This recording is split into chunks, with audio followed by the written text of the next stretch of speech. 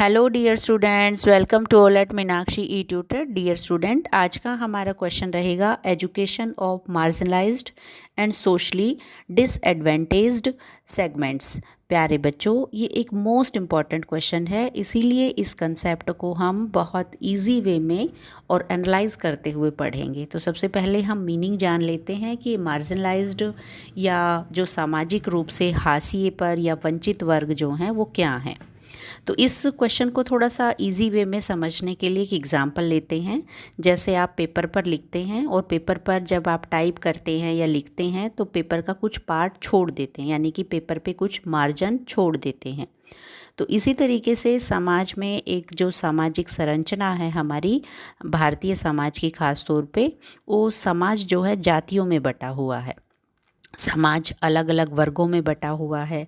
जैसे अगर हम एक पर्टिकुलर जाति के आधार पर समाज की संरचना को ऑब्ज़र्व करें तो कुछ जातियां अपर क्लास में काउंट की जाती हैं और कुछ जातियां निम्न क्लास में काउंट की जाती हैं। जैसे ब्राह्मण जो है वो अपर क्लास मानी जाती है और जो शूद्र है वो लोअर क्लास मानी जाती है। तो समाज में संरचना कुछ इस तरीके की रही, जो शूद्र जाति है उनके साथ हमेशा से उपेक्षा का व्यवहार किया जाता है। तो वंचित वर्ग का मतलब क्या है? जिन्हें अवसरों की समानता नहीं मिलती, या जिन्हें अपॉर्चुनिटी नहीं मिलती, या जिन्हें नेग्लेक्ट कर दिया जाता है, या जिन्हें कागज़ के मार्जिन की तरह दूर कर दिया जाता है। अगर हम हिंदी में इसका मीनिंग समझें तो वंचित मतलब जिनको कुछ सुविधाओं से वंचित कर दिया है, दूर कर दिया गया है। अब हम पढ़ेंगे type of marginalisation. Basically marginalisation जो है 3 टाइप का होता है। फर्स्ट है इकोनॉमिक मार्जिनलाइजेशन। इसके नाम से क्लियर पता लग रहा है एक ऐसा वर्ग जिसको आर्थिक मुद्दों के नाम पे असमानता का सामना करना पड़ता है। एक बहुत छोटे से एग्जाम्पल से अगर हम समझें, हमारे समाज में 2 वर्ग हैं, अमीर और गरीब। अमीर जो है उसको अपॉर्चुनिटी मिलती रहती हैं, गरीब उसके पास क्वालिटी है लेकिन क्वांटिटी नहीं है, संसाधन नहीं है, तो वो अपने अच्छे स्कूल में एडमिशन नहीं ले सकता, बीमार होने पर वो अच्छी जगह अपना इलाज नहीं करवा सकता। तो धन की वजह से वो अच्छा रोजगार उसके पास नहीं है, धन की वजह से उसके पास हमेशा से अवसरों की कमी रही है। तो इसी वजह से वो हमेशा से अपने आप को पिछड़ा हुआ महसूस करता है। सेकंड है हमारा सोशल मार्जिनलाइज्ड। सोशल मार्जिनलाइजेशन क्या है? जैसे हमारे समाज में जो जाति व्यवस्था है, वर्ग व्यवस्था है, उसकी वजह से कुछ जातियां ऐसी हैं जिनको निम्न दर्जा दिया गया। जैसे हम कंसेप्ट की शुरुआत में ही आपको बता चुके हैं कि हमारे समाज में ब्राह्मण को उच्च वर्ग में काउंट किया जाता है, शूद्र को निम्न वर्ग में काउंट किया जाता है। तो ये समाज की जो डिस्क्रिमिनेशन पॉलिसी है ये इतनी खतरनाक है कि कई बार तो उन्हें सिर्फ अवसर ही नहीं, अपॉर्चुनिटी ही नहीं, कई बार तो उनकी लाइफ स्टाइल पे भी क्वेश्चन मार्क लग जाता है। जैसे वो कुएं पे पानी नहीं भर सकते, दूसरे बच्चों के साथ नहीं बैठ सकते, स्कूल में नहीं पढ़ सकते, सेम सिचुएशन उनके हाथ से पानी नहीं पिया जाएगा। तो इस तरह के जो एक समाज की परंपराएं हैं, रूढ़ियाँ हैं या अंधविश्वास है, उसके नाम पे कुछ लोगों के साथ पार्शियलिटी होती है, भेदभाव होता है, जिसकी वजह से उन्हें उपेक्षा का शिकार होना पड़ता है। और इसकी तीसरी कैटेगरी है पॉलिटिकल मार्जिनलाइजेशन। पॉलिटिकल मार्जिनलाइजेशन का मतलब क्या है कि जो पॉलिटिकल में अपनी भागीदारी नहीं दे सकते। जैसे अगर हम अपने इंडिया का एग्जाम्पल लें तो भारत की आज़ादी से पहले महिलाओं को वोट डालने का राइट नहीं था।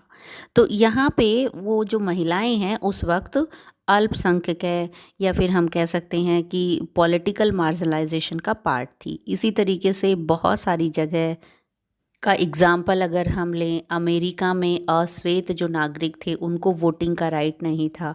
तो कहने का भाव क्या है, पॉलिटिकल मार्जिनलाइजेशन क्या हुआ? जब वो राजनीति में भागीदारी किसी वर्ग को नहीं लेने दिया जाता। अब हम अपने क्वेश्चन को थोड़ा सा और आगे बढ़ाते हैं। Role of education for marginalised या डिप्राइव्ड ग्रुप।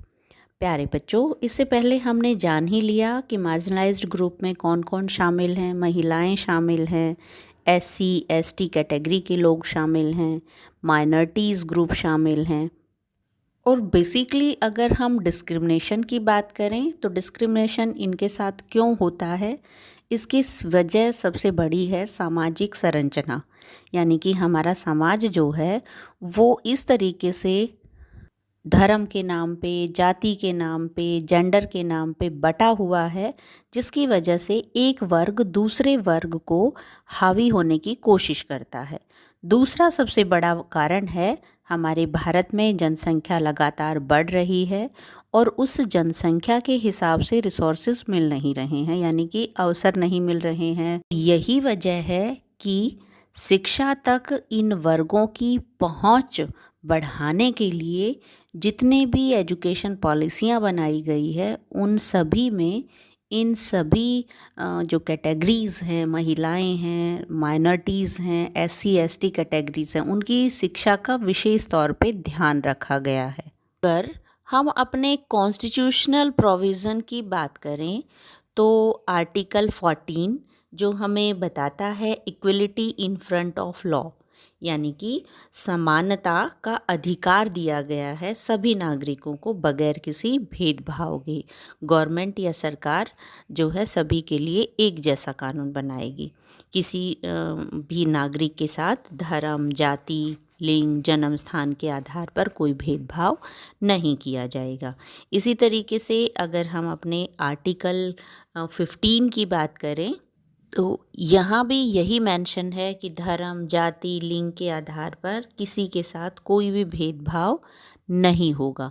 सेम सिचुएशन अगर अपने आर्टिकल 46 की बात करें तो वहाँ भी सेंटर और स्टेट गवर्नमेंट की ड्यूटी दी गई है कि वो जो भी सामाजिक या शैक्षणिक दृष्टि से पिछड़े वर्ग हैं उनके लिए विशेष तौर पे प्रोविज़न अडॉप्ट करे। नेक्स्ट आर्टिकल 29 में कहा गया है right to preserve language, script और कल्चर। इसी तरीके से 29 का जो सेकंड पार्ट है उसमें इनको राइट दिया गया है। कौन सा right? For admission in educational institution. तो जब हम नेक्स्ट आर्टिकल को पढ़ते हैं वो माइनॉरिटी से रिलेटेड है, आर्टिकल 30, जिसमें कहा गया है कि जो माइनर हैं वो अपनी शिक्षण संस्थाओं की स्थापना कर सकते हैं और उनको एडमिनिस्ट्रेट कर सकते हैं। प्यारे बच्चों, इन आर्टिकल्स को हम बहुत डिटेल में इससे पहले वीडियो में डिफ़ाइन कर ही चुके हैं, लेकिन हमें इनको रिमाइंड करना इसीलिए आवश्यक था क्योंकि हम एजुकेशनल प्रोविज़न की बात कर रहे हैं। इसके अलावा अगर हम दूसरे गवर्नमेंट एफ़र्ट्स की बात करें तो यहाँ हम कह सकते हैं कि बहुत सारी सुविधाएं, बहुत सारी फैसिलिटीज़ इन वर्गों के उत्थान के लिए गवर्नमेंट द्वारा दी जा रही है। जैसे अगर हम एससी और एसटी कैटेगरी की बात करें तो वहाँ पे इनकी वेलफेयर के लिए एक डेबर समिति को हम देख पा रहे हैं। इस समिति का काम क्या था? जो एससी एसटी कैटेगरी के बच्चे हैं उन बालकों की निःशुल्क शिक्षा की व्यवस्था करना, उनके लिए फ्री टेक्स्ट बुक देना, फ्री यूनिफॉर्म देना और मिड डे मील की व्यवस्था करना। इसके अलावा जितनी भी एजुकेशन पॉलिसियाँ बनी उन सभी एजुकेशन पॉलिसियों में हमने ऑब्ज़र्व किया, चाहे वो 86 की पॉलिसी थी, 52 की पॉलिसी थी, कि इन जो स्पेशल कैटेगरीज़ हैं इनको इनकी वेलफेयर के लिए अलग अलग तरह की स्कीम चलाई गई। जैसे हम यहाँ आज के टाइम में भी अगर ऑब्ज़र्व करें तो इन बच्चों के लिए बाकायदा स्पेशल टेक्स्ट बुक हैं, यूनिफॉर्म हैं और इन बच्चों को अवेयर करने के लिए स्पेशल एजुकेशनल पॉलिसियाँ, एजुकेशनल प्लानिंग चलाई जाती हैं। इनके लिए रिज़र्वेशन की जो पॉलिसी है वो अडॉप्ट की गई है, स्पेशल स्कॉलरशिप दी जाती है, फेलोशिप दी जाती है। तो ये विशेष छूट इन्हें इसलिए दी गई क्योंकि हमारे समाज की जो स्थिति थी, ख़ास तौर पे इस वर्ग की बहुत पुअर कंडीशन थी। ज़्यादातर लोग अनपढ़ थे, एजुकेशन की इम्पोर्टेंस को नहीं समझ पाते थे। इनके माँ बाप जो हैं बहुत छोटी उम्र में इन्हें रोजी रोटी कमाने पे लगा देते थे। तो बेसिकली इनका जो लेवल था वो डाउन होता जा रहा था।